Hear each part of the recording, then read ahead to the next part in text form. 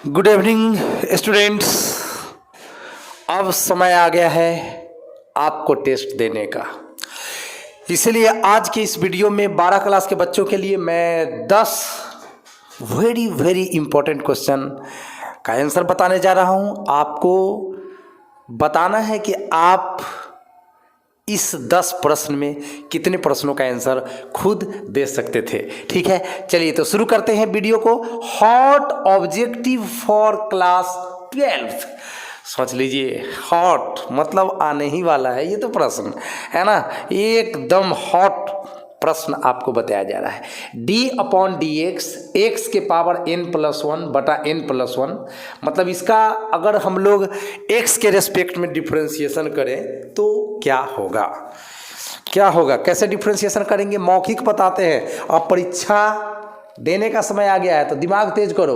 n+1 क्या है, constant है, लेकिन 1/n+1 है, तो 1/n+1 को बाहर कर लिए, कांस्टेंट को बाहर किया जाता है। उसके बाद x के पावर n+1 का डिफ्रेंशिएशन करेंगे तो क्या होगा, देखिएगा गौर से।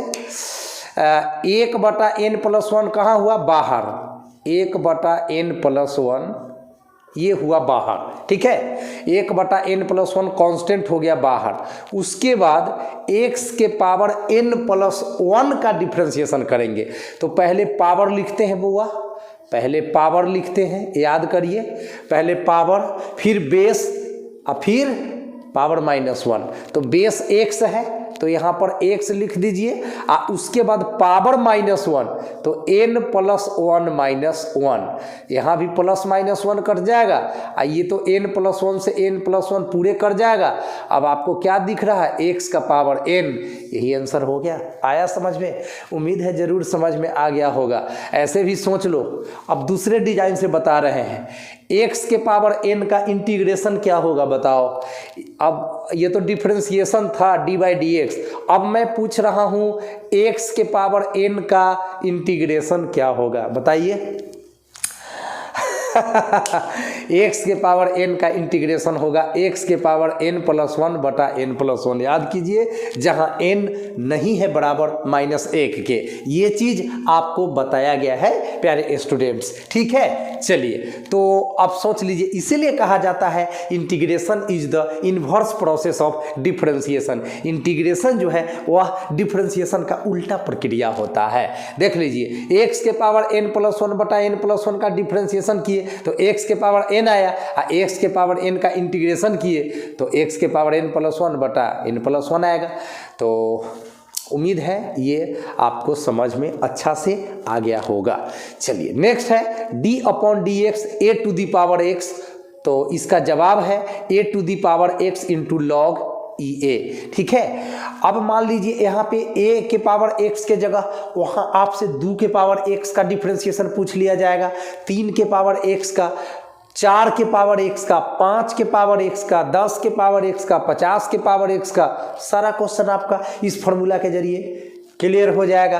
अगर आपसे पूछा गया, सपोज दैट आपसे पूछा गया a के पावर x, तब तो यही आंसर होगा। लेकिन अगर आपसे पूछ दिया गया 2 के पावर x तो a के जगह 2 कर दीजिए, a के जगह 2 कर दीजिए, हो गया आंसर। समझ रहे हैं ना? तो इस तरह का एक प्रश्न बनता है इस साल। नेक्स्ट, cos 3x + 5, यहाँ पे dx छूटा हुआ है तो अभी dx ऐड कर देता हूँ मैं। तो cos 3x + 5, इसका हम लोग x के रेस्पेक्ट में इंटीग्रेशन कर रहे हैं। तो सिंपल सोचो, cos का इंटीग्रेशन क्या होता है, साइन, तो यहाँ पे साइन लिख दिया गया है। एंगल में 3x + 5 है, उसको हम लिखेंगे ही लिखेंगे। और x का गुणांक कितना है, x का गुणांक 3 है, तो 3 से हम लोग भाग देंगे, डिवाइड करेंगे। बाय द वे, अगर रहता cos 4x + 5 तो यहाँ पे बटा में 4 लिख देते।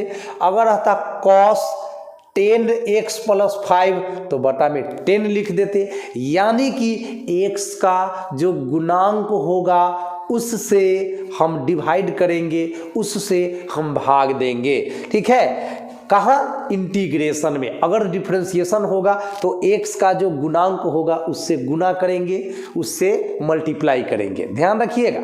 चलिए, e के पावर 4x - 3 dx, इसका इंटीग्रेशन करना है प्यारे बच्चों, तो आपको याद होगा e के पावर x का इंटीग्रेशन e के पावर x ही रहता है। तो e के पावर 4x माइनस 3, इसका इंटीग्रेशन e के पावर 4x माइनस 3 ही रहेगा, और x के पीछे 4 है, यानी हम कहेंगे x का गुणांक 4 है, तो हम 4 से भाग देंगे। बाय द वे इस प्रश्न में पूछ दे e के पावर 5x माइनस 3, तो बटा में 5 हो जाएगा। e के पावर 7x माइनस 3, तो बटा में 7 हो जाएगा। e के पावर 9x माइनस 3, तो बटा में 9 हो जाएगा। प्लस एक के जोड़ते हैं, प्लस एक के जोड़ते हैं, और निश्चित समाकलन का यह पहचान है कि आंसर लिखते समय उसमें एक समाकलन अचर के या सी ऐड कर देते हैं। ठीक है, अब है वेक्टर अलजेब्रा में आपको पढ़ना है i क्रॉस i, तो ये होता है जीरो वेक्टर, लेकिन दूसरी तरफ i डॉट i, तो ये होता है 1। तो कई एक बार बच्चे जो है इसमें चकमा खा जाते हैं, तो आप लोग चकमा मत खाइएगा। क्रॉस में 0 एंड डॉट में 1, जब दो वेक्टर्स सेम हो तो। जैसे देखिए यहाँ i है तो यहाँ i ही है, यहाँ i है तो यहाँ i ही है, तो दोनों सेम है, तो सेम का क्रॉस प्रोडक्ट 0 और सेम का डॉट प्रोडक्ट 1। ठीक है, चलिए नेक्स्ट है जेड अक्ष की दिक् कुज्याय 0 0 1। दिक् कुज्याय के लिए इंग्लिश मीडियम वाले बुआ डायरेक्शन कोसाइंस शब्द को याद रखेंगे, यानी इंग्लिश में बोलेंगे direction cosines of Z axis are, direction cosines of Z axis are, तो 0 0 1। लेकिन अगर जेड एक्सिस के जगह एक्स एक्सिस पूछ दे तो 1 0 0, अगर वाई एक्स कर दे तो बीच में 1 कर दीजिएगा, दोनों तरफ 0 लगा दीजिएगा। तो ये तीनों बहुत ही इंपॉर्टेंट प्रश्न है, बार बार बिहार बोर्ड इसको दोहराते रहता है, तो ध्यान में रख के जाइएगा। 8 नंबर सवाल है इंटीग्रल 1/1 जोड़ x स्क्वायर dx, तो इसका जवाब है tan inverse x plus c। ठीक है, तो प्यारे बच्चों यह अपने आप में एक फॉर्मूला ही है कि 1/1 जोड़ x स्क्वायर, इसका इंटीग्रेशन tan इनवर्स x होता है, क्योंकि tan इनवर्स x का डिफरेंशिएशन होता है 1/1 प्लस एक्स स्क्वायर। याद कीजिए, जी हाँ। अब है 9 नंबर सवाल इंटीग्रल e के power x sine x plus cos x dx, इसका जवाब है e के power x into sine x plus c। कहिएगा सर इसका आंसर कैसे आप जान गए? तो देखिए फॉर्मूला है हमारे पास integral e to the power x f of x plus f dash x dx equal to e to the power x into F of x plus c। ऐसा फॉर्मूला होता है जो आप लोग पढ़े होंगे कहाँ, मेथड बाई पार्ट्स के अंतर्गत, यानी NCERT किताब के माध्यम से अगर हम बात करें तो ये फॉर्मूला आपको मिला होगा 7.6 में, 7.6 एक्सरसाइज में इस फॉर्मूला से आप परिचित हुए होंगे निश्चित रूप से। तो यहाँ पे कहता है क्या, एक फंक्शन होगा और दूसरा उसका ही डेरिवेटिव होगा, डिफरेंशिएशन होगा। तो आप डेरिवेटिव को छोड़ देना और फंक्शन को लिख देना। देखो f(x) को लिख दिया गया है, f'(x) को इसमें छोड़ दिया गया है।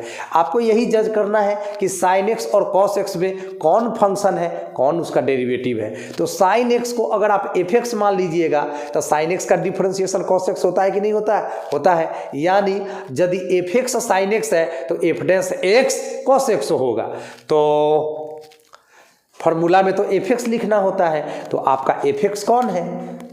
आपका f(x) कौन है? आपका f(x) है sin x, एंड आपका f'(x) कौन है? तो cos x। f'(x) जानते हैं, f'(x) जो होता है प्यारे बच्चों वह dy/dx का ही कोई दूसरा नाम है, समझ रहे हैं ना। चलिए, तो इसका जवाब आपको मिल गया, f(x) को लिखना है, f'(x) को छोड़ना है, राइट। तो हो गया answer e to the power x into sine x plus c। And 10 number and last number है आज की इस वीडियो का question, dy/dx plus y into cot x बराबर 2 cos x का IF है। तो IF का पूरा नाम होता है प्यारे बच्चों integrating factor. Integrating factor, integrating factor, इसका हिंदी में नाम होता है समाकलन गुणक। समाकलन गुणक नाम होता है प्यारे बच्चों। चलिए, तो इस IF का फॉर्मूला आपको पढ़ना था, IF equal to E to the power integral P D X, ऐसा फार्मूला है। अब e के पावर p का वैल्यू यहाँ पे क्या होता है, y का जो गुणांक होता है वही p होता है, और बराबर के बाद जो भी होता है वो q होता है। खैर q से आपको तो कोई ज़रूरत ही नहीं है, जब if निकालना है तो आपको q से कोई ज़रूरत नहीं है, q की ज़रूरत आएगी जब आपको सॉल्व करना होगा। तो चलिए फिलहाल if निकालना है तो आप इतना ही पे सीमित रहिए। e के power integral p dx, p का वैल्यू व्हाट, cot x, तो यहाँ पे आप cot x डाल दीजिए एंड याद कीजिए ओह माय गॉड, याद कीजिए e के पावर इंटीग्रल cot x का क्या होता है इंटीग्रेशन, याद कीजिए तो cot x का क्या होता है, तो cot x का तो होता है log sin x, ये सूत्र तो आपको याद रखना होगा। अब e से log कटेगा और sin x बचेगा, ठीक है।